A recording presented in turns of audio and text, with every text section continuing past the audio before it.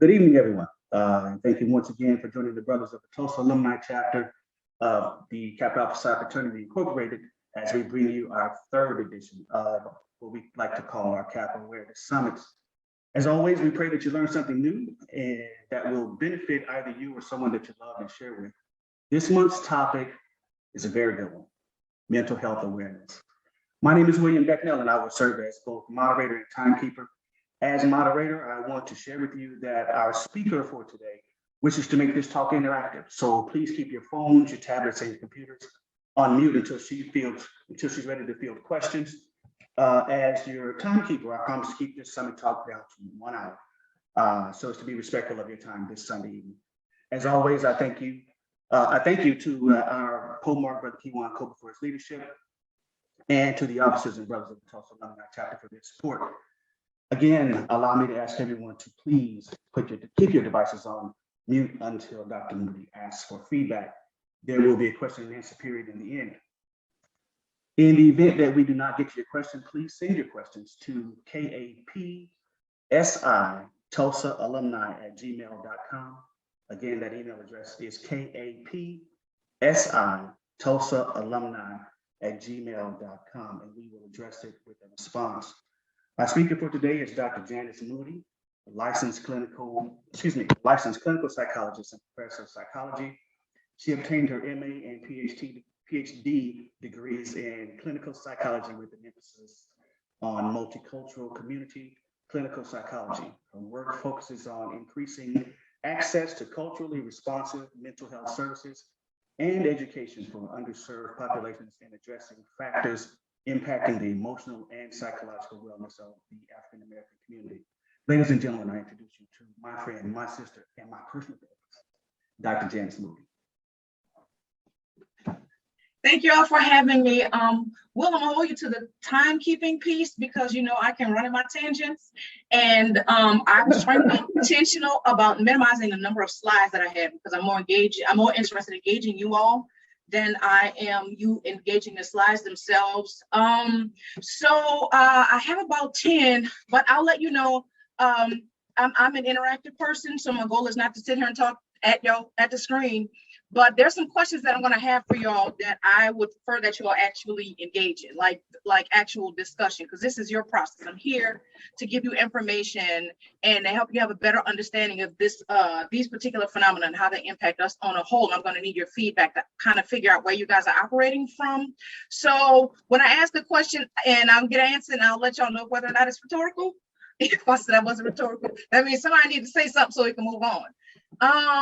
Other than that, as Will said, there'll be a question and answer period at the end. I will also let you know that some of this information, because of the sensitivity of it, the truth, let me tell y'all, not all truth is comfortable, not all truth is exciting, not all truth is pretty, but all truth actually is liberating. So the goal for us here is, even when it comes down to the stuff that resonates with you, right? I know you got a question, let us know. I'm hoping to help you to be able to maximize on the utility of what it is that I know about us. And there's some stuff that perhaps you might not resonate with you yet, that you haven't quite heard about, got some questions about. Feel free to ask questions about that as well, or to take the information and do some additional research and some reflection of your own. The goal is for you to be able to, again, to take whatever information I'm offering you, for you to figure out how to best utilize it, for you to have the option to have the absolute best version of yourself. Okay, so let me get us moving. First and foremost, all right, I would like this to be in this. Okay, can y'all see where we're at with this? All right, so can y'all see my screen? Yes, ma'am. Okay, all right, Black men and mental health, what you should know. So first of all, Will asked me about this particular topic, and I was kind of excited about the opportunity to talk about it because our unique experiences as African Americans, particularly those of us, or some of us who are not ancestors or of the legacy of slavery, but a lot of us are. And there are some specific dynamics that come along with our experience, our lineage, and our history, in addition to our racial identity, that has implications for what our mental health stuff looks like here in America. Not only how it shows up, but how other people determine what constitutes adaptive, which for everybody else don't necessarily look adaptive. For example, if you're a Black man walking around in the United States and you have no fear of the police, that's an indication we might need to check on you. And some people have the idea that if Black people walking around with their heads on a swivel, that perhaps you might be paranoid, when in actuality, if you live in Black skin here in the United States, and you recognize that that's adaptive. So a huge part of the work that I do is focused on helping to normalize the cultural and contextual reality of African descended people here in the United States. So you don't get to call us crazy if you don't know or can't affirm our humanity or our context. So the information that I'll give you, we're going to be talking about it from that particular place and based on my experience, in addition to what we understand mental health to be here in the US. Okay, so I have a question, and this one is not rhetorical, and I'm not looking for a textbook answer. I'm just looking for some information about what you guys think, where you are in terms of your headspace, what you understand. What is mental health and why should we care?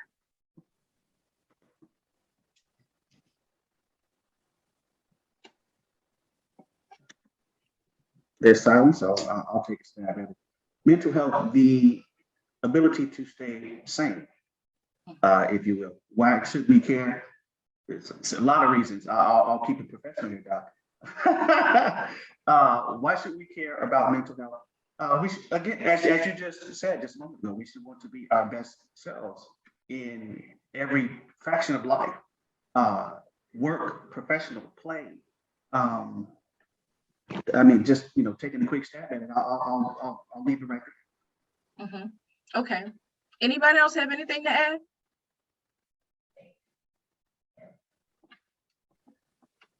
Okay. I'm gonna just say this.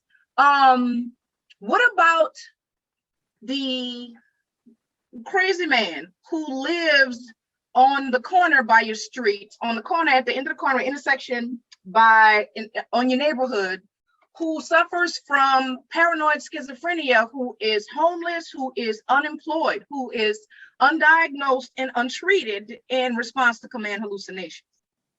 And he decides that the street lights are telling him that y'all trying to get him. So he decided to come outside and he's just gonna shoot up everybody in the mix.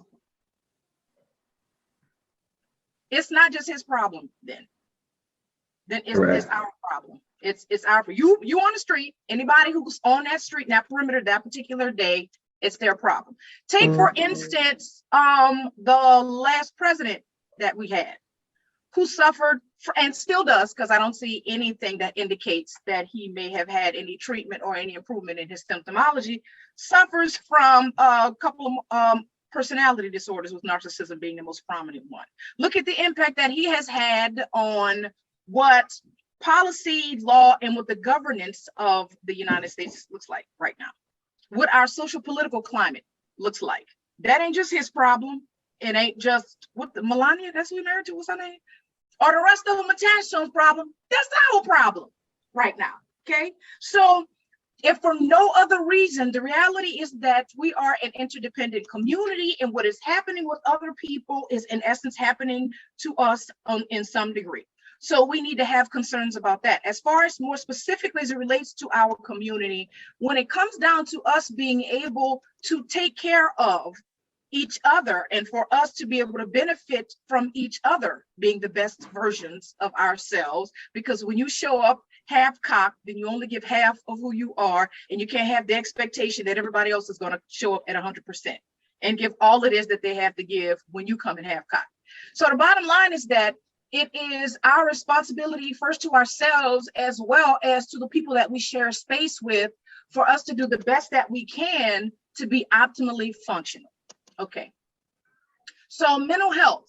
Mental health includes our emotional, psychological, and social well-being, and it helps to determine how we think, feel, and act. Now, tell y'all, how this stuff actually works. Our cognitive processes, the things that we think about, the way that we make sense of the world has implications for our emotions. Any of y'all ever been, y'all know when you have a clique of friends, then most of the people in the clique have like a generic characteristic that's like the most outstanding. You have the one person who might be the most religious person, and you got the one person who's the most philosophical. You got the one person who is always angry and aggressive and won't fight everybody. So even though you guys might all travel as a group, the way these particular individuals independently interpret their experiences has implications for how they're gonna feel about it, and B, how they're likely to respond. For example, you got the aggressive friend who, I don't care where y'all at, y'all gonna be in New Orleans for Mardi Gras. Everybody is touching, bumping into, stepping on everybody's shoes at Mardi Gras. That's the one person who feels like everybody that touches the shoes is disrespecting them and they want to fight. Everybody else getting touched, stepped on, pushed, and everything else. But it's that particular person's cognitive interpretation of their experience that makes them feel disrespected, and they subsequently want to respond like they need to defend themselves or their ego. So in essence, how we think informs how we feel, and how we feel informs how we respond to not only the world around us, but also to ourselves. And I'll talk about that particular component in a minute. So those things are tied together in terms of how we show up in the world. Mental health impacts that. Mental health problems can negatively impact our thinking, our mood, and our behavior. And they are not just rooted in biological factors which for example can look like, say for example, you go to the doctor, and I know y'all know they're gonna ask you for your history. Anybody in your family have cancer, hypertension, diabetes? It's very similar with a number of mental psychological disorders where there is a genetic predisposition for certain things like schizophrenia and mood disorders. If somebody in your immediate family suffers from those, then there is a 50% likelihood that you are more susceptible to it than other people who don't share those particular genetics. So there are those particular factors, but it's not just that. It's also our life experiences. For example, we are a people whose lives are primarily rooted in trauma. If you live in the United States and you've been here longer than 2 weeks and you have Black skin, that there's a likelihood that you've experienced some level of trauma, if only the racism, regardless of what degree. In addition to family history of mental illness, like I was saying, there are also certain phenomena where even though a person might not share the same DNA, for example, there can be a schizophrenic system, so to speak. If you have a married couple, one particular person suffers from schizophrenia, and their psychosis can become shared because they impact the system such that other people start behaving in ways that are very similar to the person who actually suffers from the psychotic disorder. So there are a couple of different things that are happening as it relates to our mental health.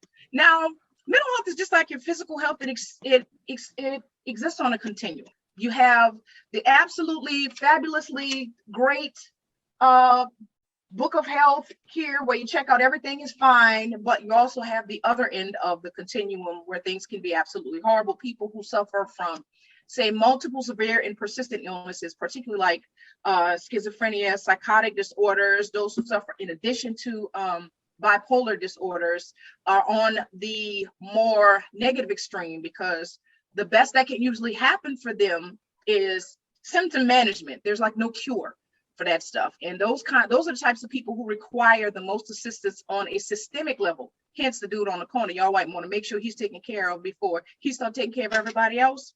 So those particular things are on the more severe end of the spectrum. Just like physical health, mental health exists on a spectrum. It can be excellent all the way down to severely poor. Okay. All right. How do we know when you have some mental health issues? How do you know when things aren't right? First of all, in your day-to-day life, I'll let y'all know just from the beginning that when you notice that there is some level of impairment in your day-to-day functioning, you're having a difficult time concentrating, there's a level of irritability that you can't deny, everybody and everything is getting on your nerves, even if things kind of aren't necessarily changing a whole lot in terms of your stressors, These are some of the things that you need to pay attention to that'll help you to know that things are out of whack, out of balance, and you might want to talk to somebody about it. Withdrawal or isolation from friends and loved ones. Now, different people have different patterns of behavior, but if your patterns change, if your desire to spend time with the people that you care about and generally spend time with decreases, you should pay attention to that. Not only that, but particularly for people who are suffering from mood disorders, withdrawal or isolation actually increases the severity of the symptoms because it puts you in a position where you're less likely to actually get the support that you need from the people who care about you. If you feel like you want to pull away, the best response to that is actually stay connected to the people who can support you. Eating or sleeping too much or too little. So there can be a decrease in appetite or an increase in appetite.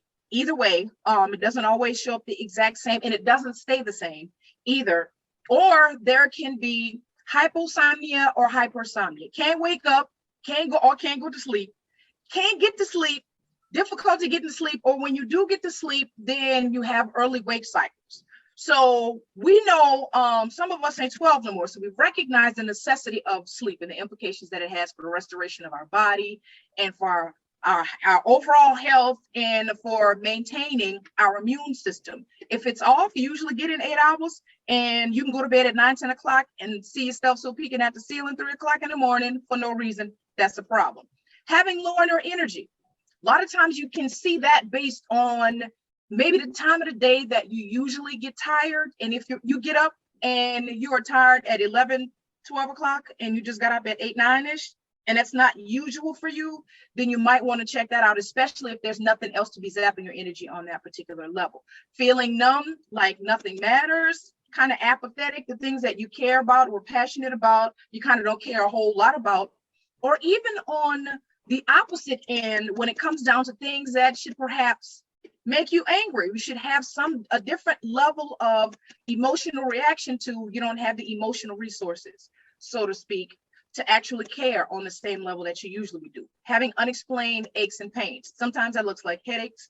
Sometimes it looks like body aches. Sometimes like muscle aches, when you get sick and you can feel like, okay, y'all, my muscles aching for no apparent reason. I feel like I'm about to come down with a cold or a flu.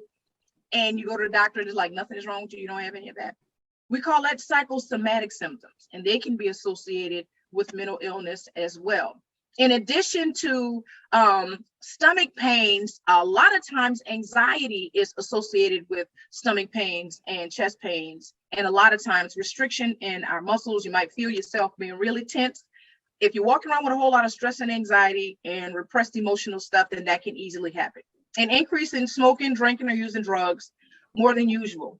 You know what your usual patterns are. If you feel like whatever it is that you get from you drinking, smoking, whatever it is that you're using, and it doesn't work anymore, and you find that you're using those particular things less for recreational purpose, but more for the sake of self-medicating, is problematic. Feeling unusually confused, forgetful, or edgy, on edge, angry, upset, worried, or scared, especially about things that you recognize in a grand scheme of things that probably shouldn't be that big of a deal. And you find yourself being anxious about stuff, where you might have ruminating thoughts and the stuff you just can't get out of your head. You can't stop thinking about it. The memory loss stuff, the difficulty focusing, you can see that when your productivity, particularly in like your job and other things that you kind of generally do in your day-to-day life, your productivity is limited. You're not doing the same amount of stuff that you were doing before.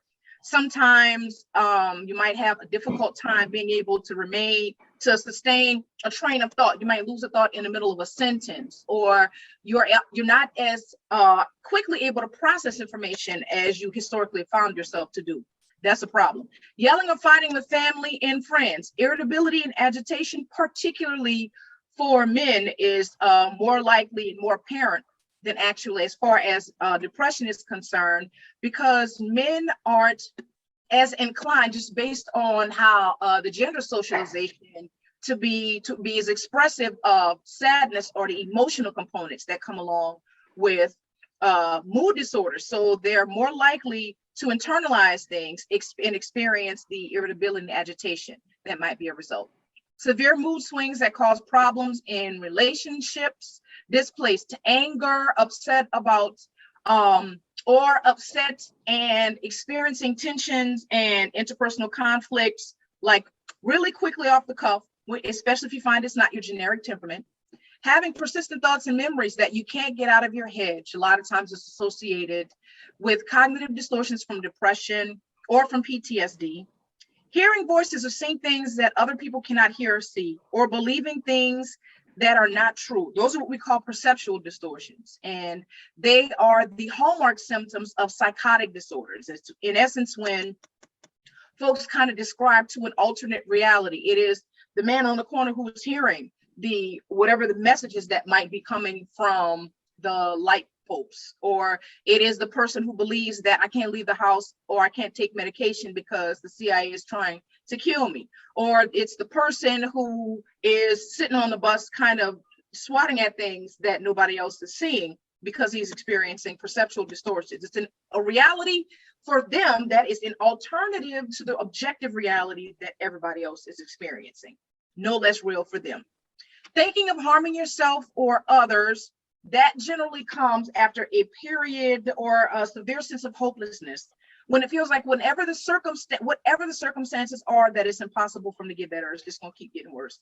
It's going to be from one episode to the next, and you find yourself losing hope. That's dangerous. And whether or not it's you want to, you're thinking about harming yourself, or there are other people. There have been a number of incidents in the last couple of years of murder suicides, where people are taking out the folks that they care of in addition to themselves. That's not good for anybody. And if you should ever be thinking about that, it's generally, let me tell you all this. Suicidal ideation, people do not experience suicidal ideation as a desire to kill themselves per se. What the actual process is like is that the emotional pain is so overwhelming to the point where the desire is to simply make it stop. And regardless of whatever else it is that they've attempted to do, they don't see any other out.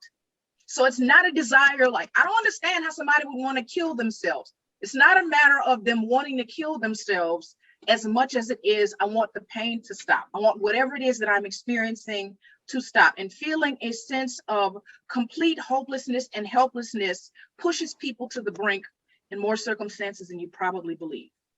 The inability to perform daily tasks like taking care of yourself, taking your children to school, or getting to work or school, if you find that it is taking you 3 to 4 hours to get out of the bed, to just get yourself together, to get your mind right, so to speak, to physically muster the energy to get up and get dressed, then something is probably wrong and you need to check in with somebody.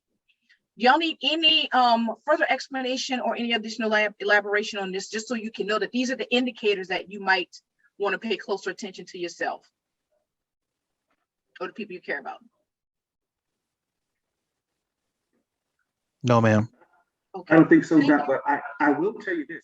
You just spoke on something about people wanting, not necessarily wanting to harm themselves with the suicide attempt, but maybe that pain to stop.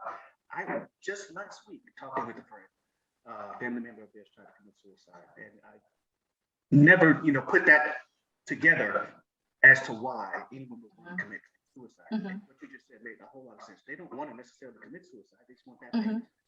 I like that. Yeah, they just wanted to stop. They just wanted to stop. And what's interesting is that even particularly talking, because there's some clients who are like chronically who have ideation just all the time. Sometimes it's passive, it's just kind of in the background because severe depression might just be their lot. And just having an understanding of some of the conflict that they might experience because they know the impact that it'll have on the people that they care about. And, what it's going to cost my wife this, my children are going to be devastated, but at the same time, other people who have no experience with that level of depression have no idea what they're actually trying to manage for the sake of staying alive. So yeah, it's a pretty complicated thing. And another thing is, suicidal ideation or even suicide attempts does not look the same in every population. Because just recently there's been an increase in successful suicides in the Black community over the last couple of years. But historically, a lot of suicidality in more mainstream populations has looked like, you know, people will take a gun to their heads, people will hang themselves, people jump from bridges, that kind of stuff. Where what we find that happens in our communities, if only for the sake of people being concerned about the religious component attached to it. You know, if you kill yourself, you're going to hell. So people might not be so inclined, we might think twice about it, but we are inclined more so to put ourselves in harm's way in order that something can happen. For example, you do something crazy that'll put you in a position to get shot by the police. Folks overdosing on substances, just hoping that you won't wake up the next morning, getting into it with people that you know have the potential to just take your head smooth off, and just hoping that, okay, whatever it is will escalate and end up in my not surviving whatever the actual conflict is. So there are a number of different ways that culturally we might engage in those self-harm behaviors that are not consistent with what happens in the mainstream. So sometimes when it comes down to suicidality being reported in our communities, they're not looking for the same stuff, so they don't see it from us. Okay, all right. Black men's mental health. This is the good part. Okay, so let me tell you what we're ready to do here. All right, so there is a lot that we can cover here. There's a lot. There are some umbrellas here. There are some things that are going to be overlapping, and I want to create an opportunity for you all to throw your own stuff in here if it's not covered in here, because your experience is different from mine. There's some stuff that I know from being connected to Black men, from my own personal research, you know, from being in the social sciences and having Black men as clients, but it's a lived experience for you all. So when it comes down to Black men's mental health, these are some of the unique factors that impact the mental health of Black men in America. Systemic and structural racism. Now, systemic and structural racism is, we always talk about what the system is. The bottom line is that when the systems are impactful in terms of creating barriers to Black men having access to the same opportunities and rights, privileges, and protected rights more so as everybody else, then we recognize that there are systems and structures in place that maintain that. So even outside of the individual experience of racism, say, for example, redlining, like where we recognize historically when it's come down to home ownership, there are structural things like what happens with mortgage rates when Black people go to make home loans, what happens with when people get appraisals for their home in certain neighborhoods, what happens, I mean, just pick something, and there are systems that maintain those particular racist ideologies that deny Black men access to equal opportunity, rights, and privilege in this particular country. Now, oppression is a whole nother something else. It is not so much the systemic component, but what happens in, say, for example, the job environment, so the work environments. Now, y'all know it's not a bunch of us that own Fortune 500 companies, if only because of systemic and structural racism that has a tendency to good old boy and keep us out of those particular positions. But what it A, takes for us to get there, and B, often requires for us to be able to navigate those particular toxic environments and stay intact is in fact impactful as far as what mental health looks like, if only for the sake of the exposure to the day-to-day toxicity of those particular environments. Any of y'all are familiar with the show Blackish? Y'all seen Blackish? It's the lunchroom at Stevens and Lido. It's the lunchroom at Stevens and Lido. Yeah, that. And from to just be completely cool and be okay with it. And Dre got to school everybody every day. Individual racism and microaggressions. Y'all know what individual racism is. Anything that's inflicted or that's a resource that is denied based on your racial identity and nothing else. Microaggressions, the idea that, oh, who would have thought you're different from the rest of them, And I am surprised that you made it to this level. Or I don't know if y'all saw the episode where there was one of the doctors at Bose Hospital was surprised that she went to USC, like, oh, that's a good school, as if to imply that I didn't know Black people was able to get into USC. So there are these microaggressions, and the unfortunate reality, y'all, is that they happen so often and so consistently, and they are not always with malicious intent. People who have privilege are often completely oblivious to the stuff that happens because it is so endorsed and normalized by the social structures that they're not even paying attention to how other people might be offended by that. There's a different level of awareness now than before. But before the microaggressions, the whole, can I touch your hair, really? Okay, so there's those particular factors. Can you imagine that they stack up over the course of the day and the years? Social and civil injustices. The social injustices that look like you being followed around in the store when some of us got enough money to walk around and buy the store. Truth be told, you shut the whole place down. I can write y'all a check, swipe this credit card real quick, and we'll shut down the whole bodega. But you follow me around the store as if to imply that you've already decided that I'm a criminal. Or the civil injustices, just why are we having a conversation about voter rights in 2022? Y'all want to have that conversation? Okay, so civil injustices, how are the people in Georgia, y'all can't even bring the people pizza, chicken, and water in the lines while they're standing out there for hours to vote? That's about a civil injustice, trying to deny people access to the right to vote that was purchased by somebody else's blood. Let me not preach. The psychological legacy of slavery. Can somebody tell me what I might be talking about right here? I can't hear you, Kimon. Can you hear me? Yeah. Okay. I would say, just as an aside, that it's probably the perpetual tendency to assume a position of servitude or subclass treatment, such that we cannot allow ourselves or those around us to ascend because that's too much upsetting of the system. It is absolutely that. Thank you very much. Carter G. Woodson said, you don't have to tell a man what to do if you control how he thinks.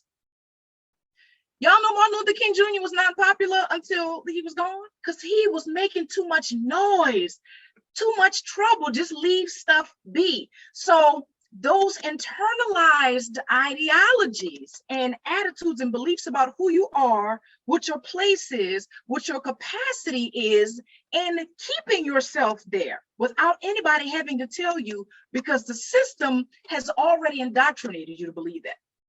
So as opposed to us getting together, working it out in order for us to be able to collectively progress, we don't do that because we don't feel like we innately have the capacity or the right to be able to move forward. Literally, psychological legacy of slavery. It's a psychological change. The physical change has been gone for a minute in some capacities. But overall, until those psychological chains are gone, then we're going to be one of our own worst enemies in terms of our being able to move forward. Limited access to quality health care. Not just in terms of physical health care, and I can tell y'all that is crazy in the South. And some of y'all, I mean, y'all in Tulsa, y'all already know what this looks like. When you have the level of subservience and deference that I know that my parents and other older people have to doctors who are not paying attention to what's going on with them, who are not taking and giving them the assessments and the tests and evaluations that they need. Some medication they give them, some medication they don't. And just whatever it is that they tell my parents, they're just like, oh, okay, what the doctor said. And sometimes you have to get the people together because we recognize that based on a Western medical model, I mean, you know, in terms of the value of our lives, the validity of our pain, and the extent to which we are capable of being able to kind of deal with pain and so many other disparate conditions that we experience as African-American people, there's a level of dismissiveness that exists just in the Western medical model. It's built into that. So they're trained with that. Just ask all the Black women with the reproductive issues right now, who looking like, are y'all serious? Why are we the poster children for fibroids? Why are we the poster children? If you're a Black girl, then you probably got to go ask somebody. Not only that, but when it comes down to specifically the work that I do, when it comes down to mental health, then if we understand that, first of all, there's like 0.00003 of me walking around. And not just as far as the PhD component or the Black psychologist component, but the level of cultural competency that I have that allows me to be responsive to the needs of not just our community, but to other underrepresented, oppressed, marginalized populations as well, because I understand the significance of context. The Western psychology, traditional psychology, kind of normalizes white reality, particularly white male reality, as the norm. Anything that deviates from those norms, the more you deviate from white male norms, the more pathological you're considered. So if you considered anything that deviates from that pathological, anything that's not white and male, in essence, there's something inherently wrong with you. So if we're looking from that particular deficit model, then we are inclined to be dealt with like people. Your problem is your problem because of who you are, not because of any other external factors that might be contributing to that. And we often end up with experiences of victim blame in the context of therapy with other mental health professionals, which is a lot of why there's cultural mistrust for us, with the other people in the field. But there are some who do get it. And honestly, the whole reason why I'm at Texas Southern right now is for the sake of trying to develop the next generation of culturally competent mental health professionals. Because if you're going to be sitting with us, then you need to be able to affirm our reality, believe in our transformation, and be able to facilitate a process for us that's based on who we are and what works for us. You can't come in here and tell us that, well, maybe you didn't just not get the promotion because you're Black, maybe it wasn't racist, maybe the other person was more qualified than you, and you recognize you work in either in HR or some other department, but you train everybody else who's being promoted over you, completely denying what your reality is. It happens too often in that particular context. So a huge part of my work is to increase access to quality healthcare that actually facilitates wellness for us, as opposed to invalidates that. Violence, for real, do we even need to talk about this? How many of y'all watch the news? You don't have to be in a metropolitan area right now.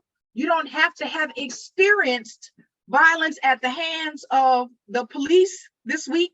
You don't have to know anybody who's lost a child to random gunfire. All you got to do is be here, present in the United States, and have access to the news.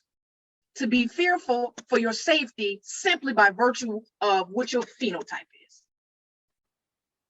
That in and of itself comes with stressors that other people can't necessarily relate to. And you got to have the conversation about how to be present in certain capacities with your children because of what your racialized context in this environment dictates are your limitations as a Black-skinned person. I'm gonna let y'all call that one. Poverty. Now, the last I checked, and I could be wrong about what the actual stats are right now, but the last time I checked, Black men made about 71 cents to the white male dollar. For every dollar they make, same job, same credentials, y'all get 71 cents. How likely is it that for you to get in a position to start with, that you had to be above and beyond what Chad had going on, just to get there, to get the position, just to get the position. Not only that, how much money did your grandmother leave you for you to help buy your house? Did you inherit? Y'all didn't inherit? Nobody? Oh, because other people, bequeath money. You don't have anybody who can gift you $100,000 so you can. Oh, okay.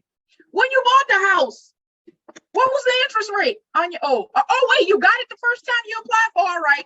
And what is the interest rate on that car you drive? Okay, car that should. Okay. Poverty is real in these streets. Those of us who went to schools, I don't care if you went to HBCU. Guess what? Our financial aid costs more than it costs at PWIs. First of all, and Will, we didn't get a refund check till Thanksgiving, so when it came down to what life looked like, 99.9999% of the school student population at our school was on financial aid. So we was trying to hustle to make it. And by the time you got out, I don't know about everybody else, but I own mansions and yachts and student loans. I got 4 degrees and they look like mortgages on my credit report. They look like mortgages. You got that right. Yeah. So poverty is real in the streets. We talk about the student loan stuff. This is real. We pay more for the same stuff as other people, simply by virtue of who, again, that's systematic. Mass incarceration. We don't have to talk about that.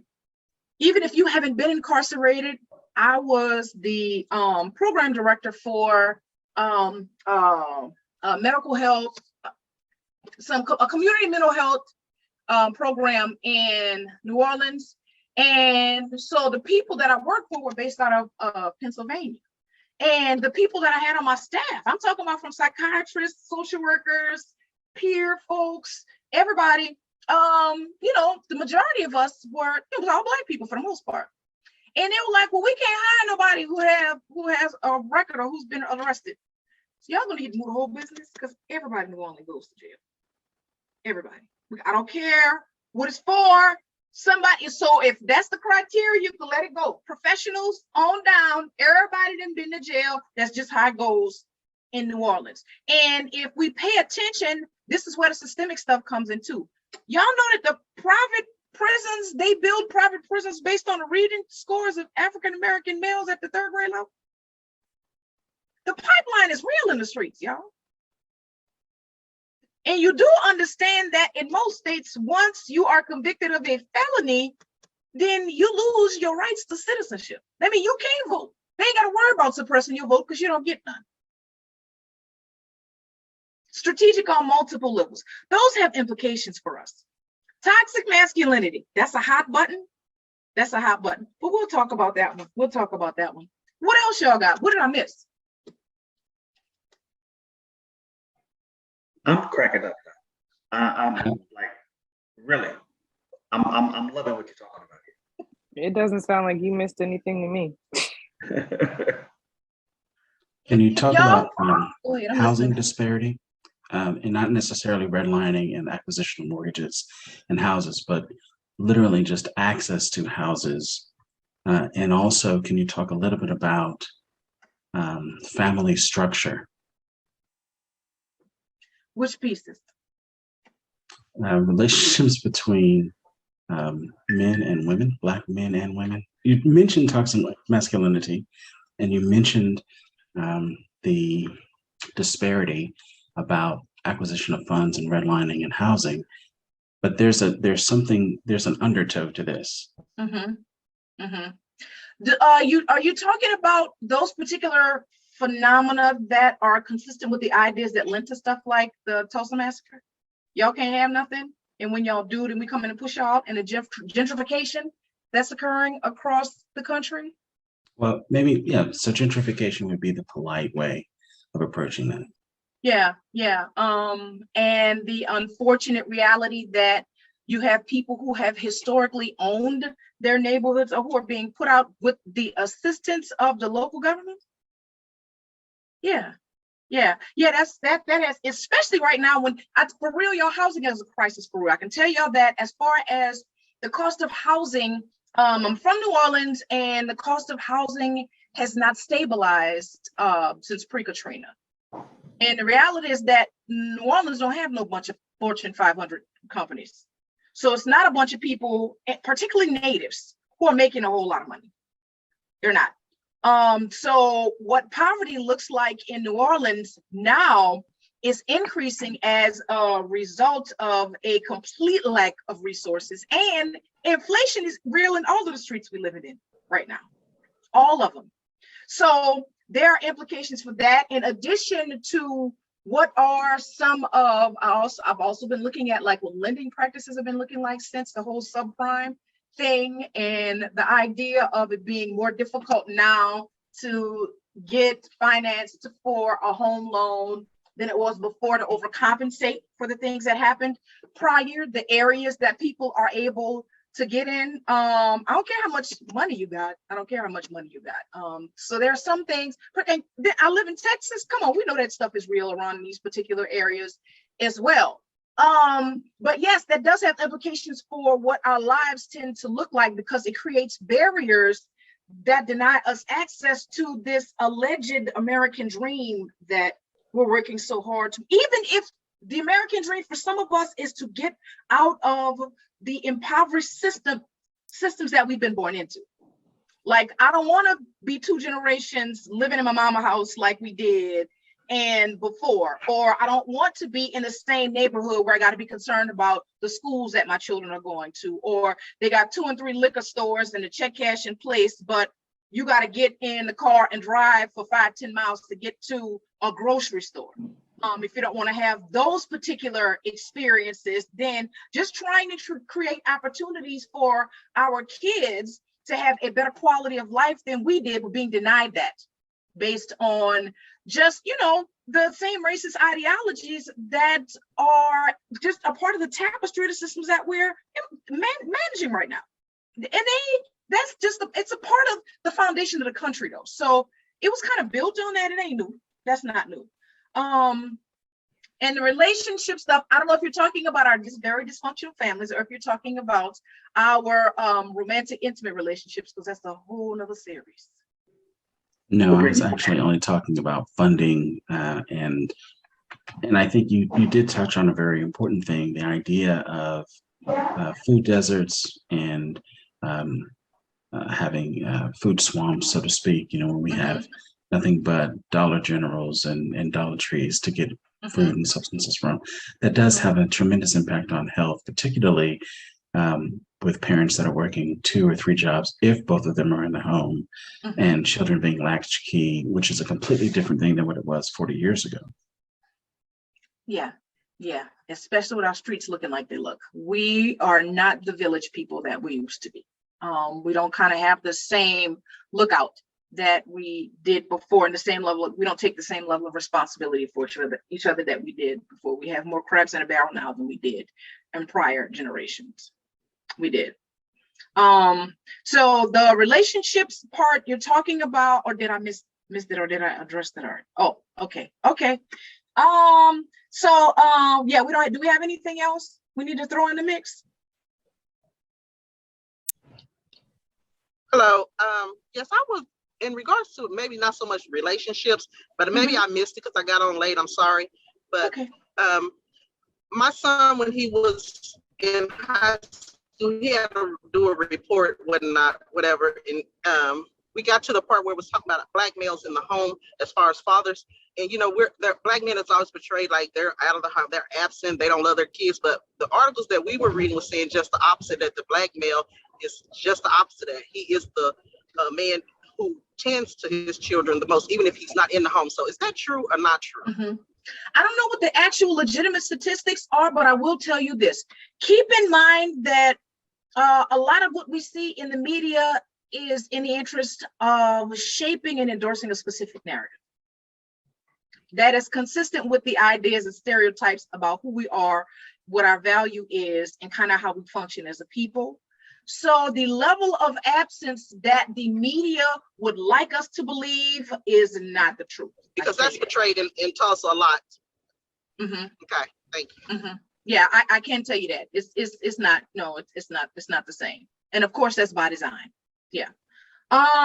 So if these are some of the factors that Black men are walking around, if you are conscious in the United States, then you have a level of awareness that affords you the luxury of being able to kind of, worry about and attempt to cope with all of this stuff at the same time. There are also, like I said before, there are a number of physical components, our emotional health, our cognitive stuff, all the rest of that stuff that has implications for our mental health. This stuff is also tied to our physical health. So if you pay attention to the disparities in hypertension and diabetes and heart disease and other stress-related ailments that we manage as a people, I also want you to take into consideration the traditional gender roles for men. Women, we are socialized more generally to be verbal, to be emotionally expressive, and to be able to ask for help. I'll put an asterisk there because not necessarily so much for Black women. They want us to wear capes. Men, not so much. Men have the expectation in accordance with traditional gender roles that you are able to protect, you are able to provide, that when that you're less verbal. Men are socialized to be more doers than they are talkers. Men are supposed to be less emotionally expressive, and there's a very short range of emotions that men are traditionally expected to express, and those are generally negative, anger, frustration, that kind of stuff. Pride, not stuff associated with joy, happiness, loving kindness, compassion, that kind of stuff. There's some other kind of connotations that tend to be attached to that. But the reality is that the things that we don't deal with, and that we don't process, that we don't get out, that we don't address, we suppress them, and they take root in other parts of our body. So we suffer from that stuff physically, and it comes out in other ways. You ever met somebody who just mad all the time? You don't know, I ain't seen you note at all today, and you already barking. I didn't sleep with you. I'm supposed to know what you're mad at. You can't be mad at me. It's my first time seeing you today. Why are you growling at me? I don't know. Just angry. But if you are walking around with that bag of bricks on your back, with no way of being able to get rid of it, without feeling like you're going to cause some more problems somewhere else, it's going to be a problem, you're going to have to manage something else, it's just easy if you just shut up and keep it pushing. Hey, Doug, let me jump in here really quick. I apologize. We are fastly approaching the 7 p.m. Okay. I know we started late, so I'd like to continue this discussion, go in about 10 more minutes. And if anyone, has an issue with the time, but I do not mean to sound, you're more than welcome to drop off, or we can pick this up at another date, maybe. I did have 2 questions come through. If you want to go ahead and Dr. finish your point, I'll come back to these questions. Okay, real quick, bottom line is that this has implications for our physical health, so be aware of that as well.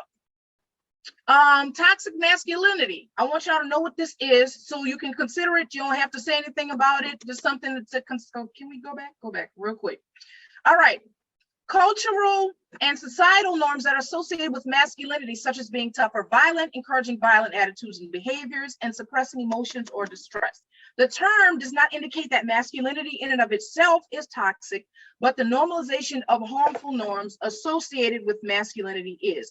The expectation that you are not a man if you feel, you are not a man if you express emotions, you are not a man if you need help in any capacity, you are not a man if you endorse anything remotely soft or that might be considered feminine. You are not a man if you engage in circumstances without power and dominance. You are not a man if you don't deal with conflict, with aggression and violence.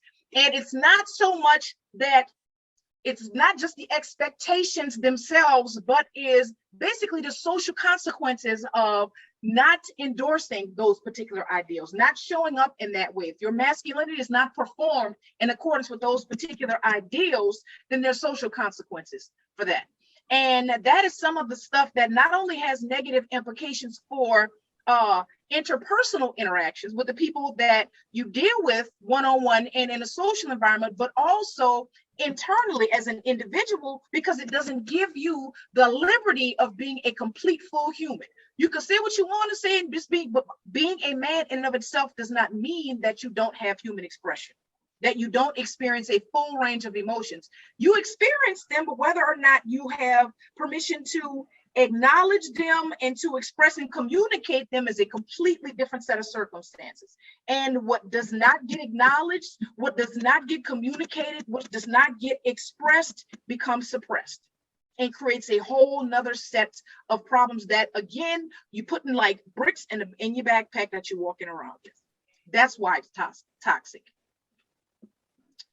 Okay, how toxic masculinity, some ideas about what this actually looks like. Here I go. All right, clicking the wrong button, y'all. I'm sorry, I'm trying to get my face. All right.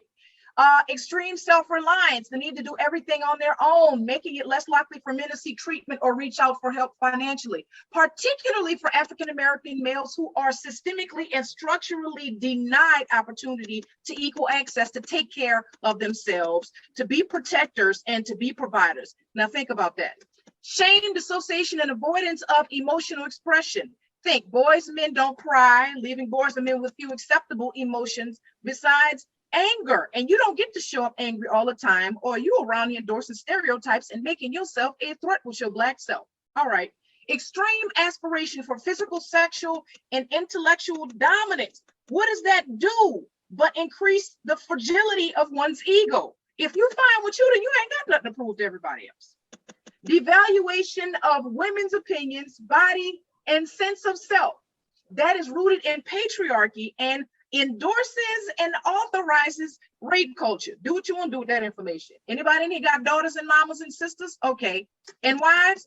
Condemning anything feminine within another man or equating affection for another man as being sexually attracted to other men, resulting in higher social isolation and loneliness / lack of social cohesion. Y'all are a fraternity, right? A fraternal brotherhood. Now, if there are limitations, I don't know how y'all stuff works necessarily, but the reality is that I would imagine that you are able to do what you are able to do as a collective because you genuinely care about the people that you are in connection, in relationship with. Now, if there are limitations to that, then it sounds like that's an area people need to have some conversations about as well, because that should not be sexualized. That's not the nature of those particular relationships. People have the capacity to engage and have relationships with people that allow them to be fully themselves without feeling like they have to hide a whole bunch of stuff and be really hard and rough on their exterior in order to be accepted by other males in the environment. All right, mental health and wellness. Ways to maintain positive mental health include getting professional help. If you go talk to somebody, please.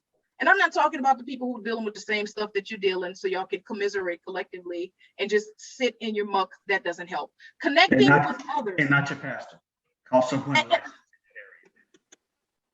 Okay, it's both and. You can pray and go to therapy here, because trust me, I could have a different job. He made me who I am by design. So it's my calling. That's why I do this, because I could be doing something else, Jesus. All right, getting physically active. Physical activity, exercise actually increases your endorphins. So it does have implications for what's happening with your neurochemicals, and it increases and elevates mood.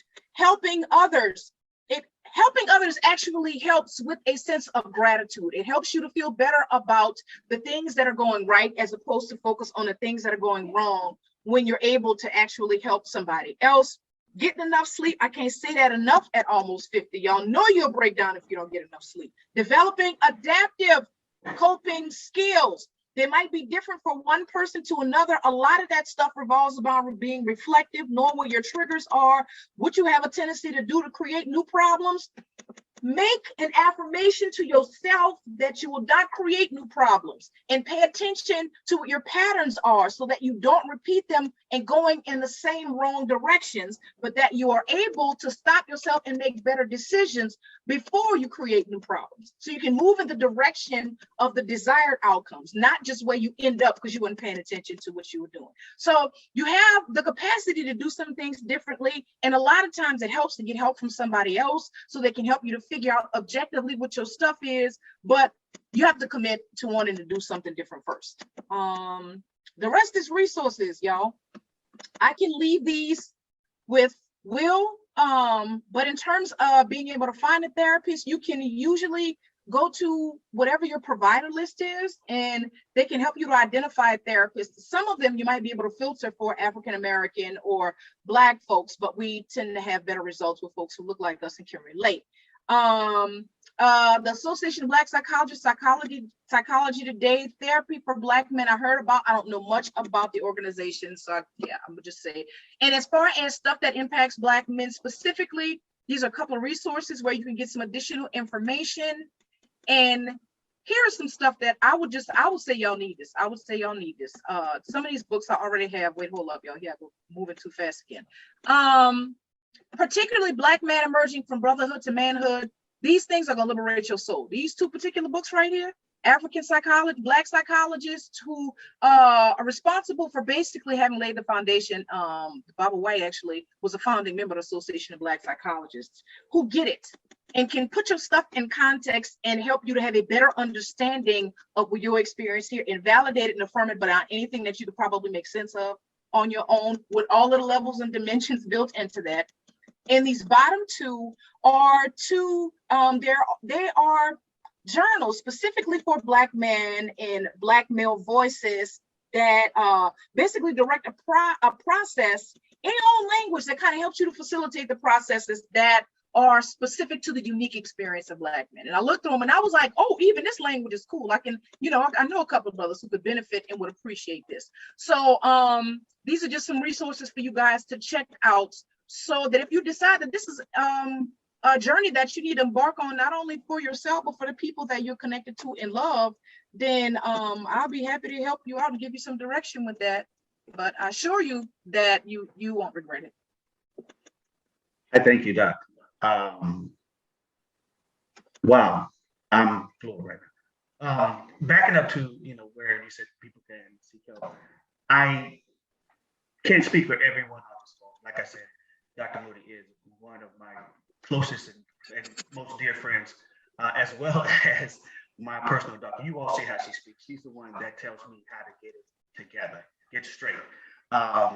You see her information here. She can be found at Dr. Janice Moody, Jannis Moody, MOODY.com.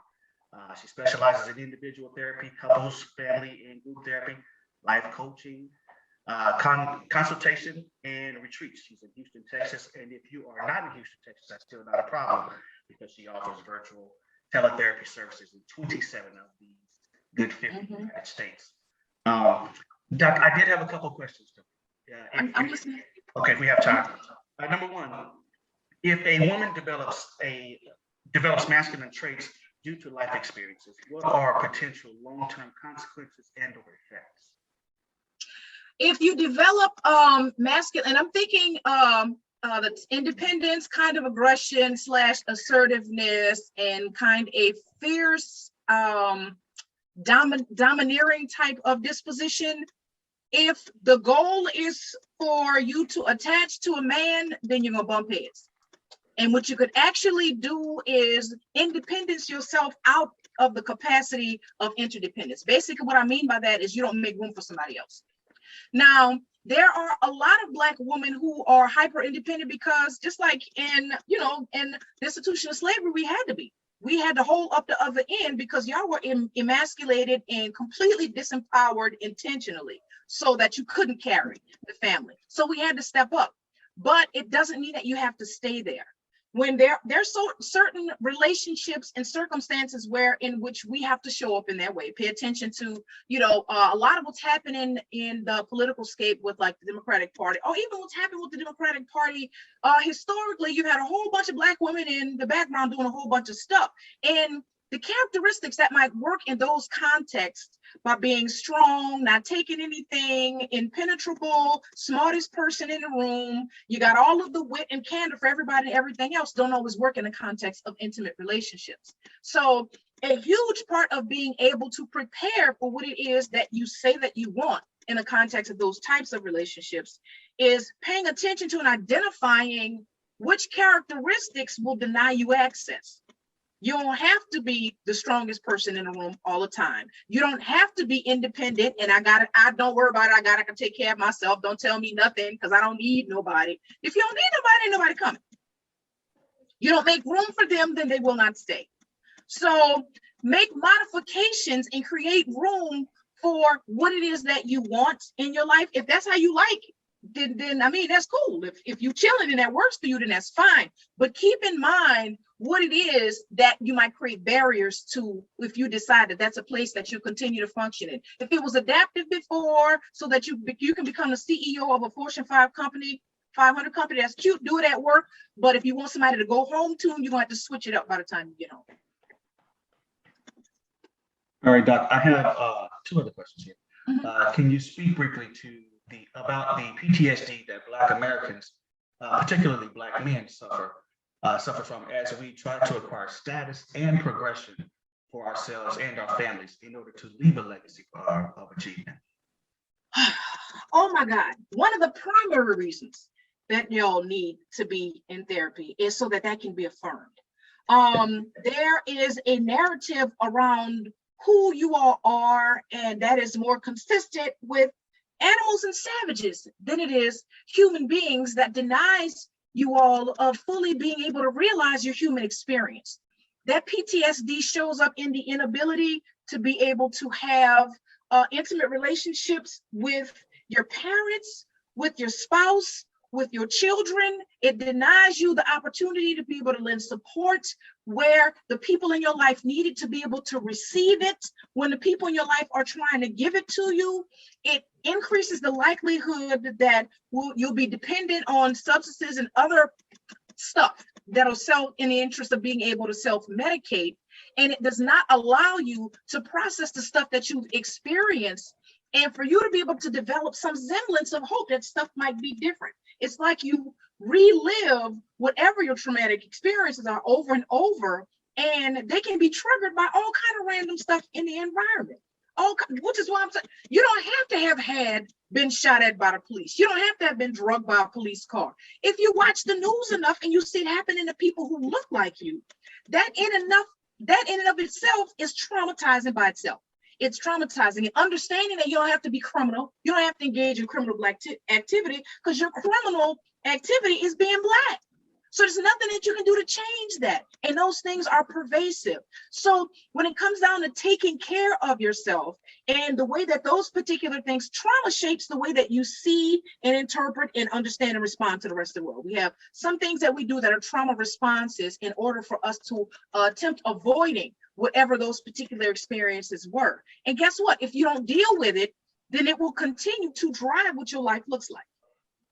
It'll continue to drive what your life looks like. So if you would like to have a different experience, then you have to take responsibility of acknowledging what that is in order to get some help in being able to manage that, because you take away from the people that you connected to as well as yourself. If in fact you don't, because it's like you decide this is my permanent address, I'm damaged, and this is just where I'm gonna live, and y'all gonna have to get over it. That's a decision that you have the option to not make. But the PTSD is real in the streets. Yeah. All right.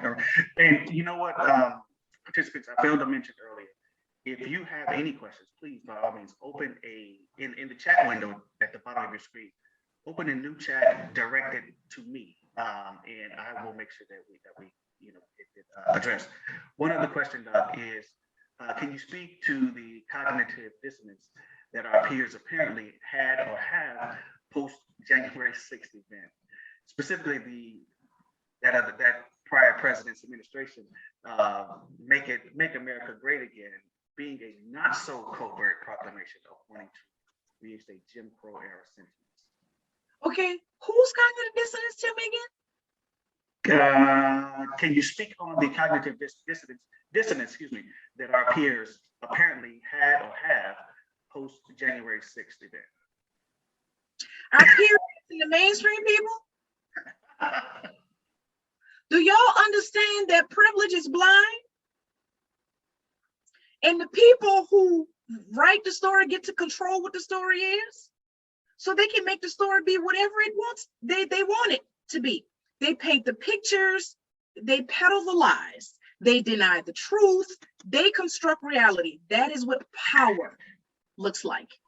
And as long as you look like they look and you belong to their particular group, then you sit in the seat of privilege that gains you access to all of the benefits therein. That means that if you do not want to acknowledge anybody else's oppression, dehumanization, disenfranchisement, marginalization, suppression, or anything else, then you don't have to. That's what that's rooted in. Dissonance, I don't know if it's dissonance, because you on some level have to have a conscience. And a lot of them, simply by virtue of the world revolving around them, the systems that we function and navigate on a day-to-day basis are set up to endorse their reality.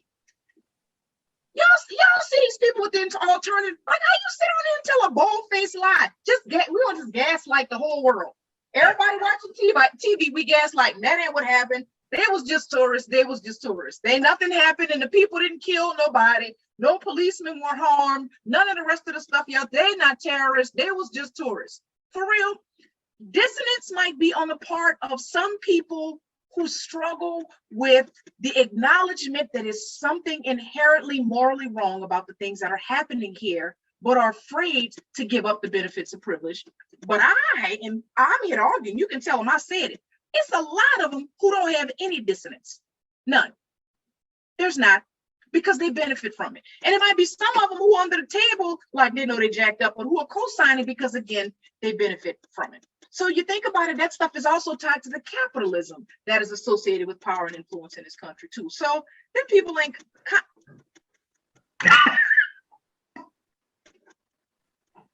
I love it. I'm sorry. We're gonna have to have you back. We have to.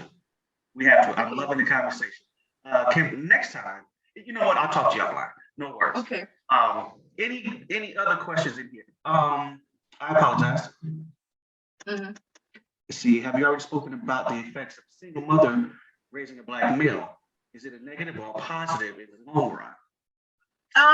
It increases, if only for the sake of the structural factors, y'all. There are a couple of different structural factors that exist here. If we talk about the fact that single mother is less likely to make enough money to really be able to secure all of the resources unless she's balling out of control. And there are some that I know who have that particular reality.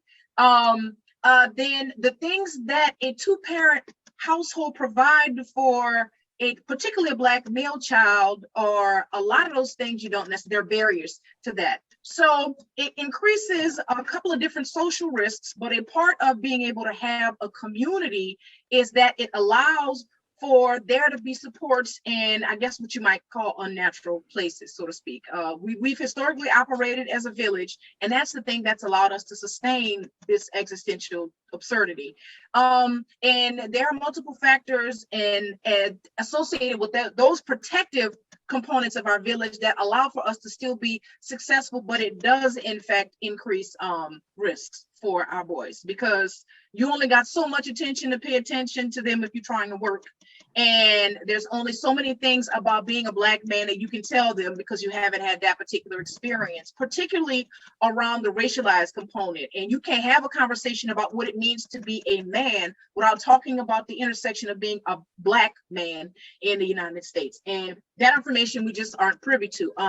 But the reality is that where there are people who take steps and efforts to kind of fill in those gaps, it can actually help to buffer those particular circumstances. And where organizations like yourself set up mentorship programs and Big Brother programs and do all different types of community-based activities that allow for there to be different levels of support, then it doesn't have to be a death sentence.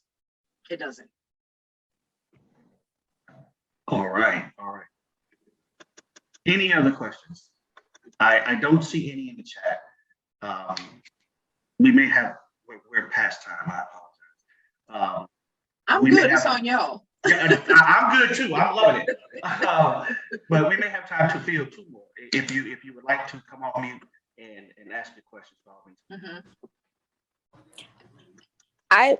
I'm off mute, and I just wanted to say that Janice is one of my best friends. That's all. I cannot keep a straight face. I'm glad I did not see your face until just now. I'm glad about it. For those of you not on the call, the three of us are family together. My siblings on here looking in the corner. All right, I'm gonna move to silliness because it could real easily go awry. It really could. That's why I'm gonna mute myself right now. I love y'all though. I love you too, girl. Oh yes. Anyone else? 3, 2, 1. Well, Doc, I you know, every time we talk, I have to tell you, I love you. Nothing you can do about it. You too, Sean. I love you as well. There's nothing you can do about everyone on the call. I know. Again, again, Dr. Janice. Wow, thank you. We are going to have you back. We'll get together offline and maybe come at it from a different perspective, from the Black female perspective. Mhm. So with that, I thank everyone for the time this evening. I do not apologize for going over because this was fantastic and liberating, if you will. I learn a whole lot every time I talk with you, Doc. I thank you. I love you. I love you all. Thank you for joining us tonight. Have a good night. You know, I love you too. Thank y'all for having me. All right. Bye, y'all. Bye.